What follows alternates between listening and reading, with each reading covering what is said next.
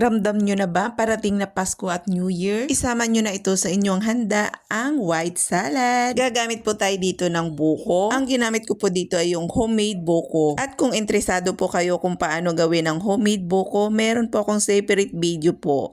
Panoorin nyo na lang po. Naglagay din po ako dito ng nata di coco. Naglagay din po ako ng sago at cheese. Then nilagyan ko rin po ito ng cream densada. Yung cream densada po ay nilagay ko muna sa ref ng 24 hours bago ko po ito binuksan. Then i-mix lang po natin hanggang sa ma-well combine lahat ng ingredients. Grabe, ito pa lang, hinahalo mo pa lang, talagang nakakatakam na. Mga gantong dessert ang isa sa inaabangan po pag may mga special na okasyon. And pag napaghalo-halo na po, ilalagay po muna natin sa ref, palamigin po muna natin bago po natin ito kainin para mas masarap. Gawin mo na rin po ito sa parating na Pasko at New Year o kahit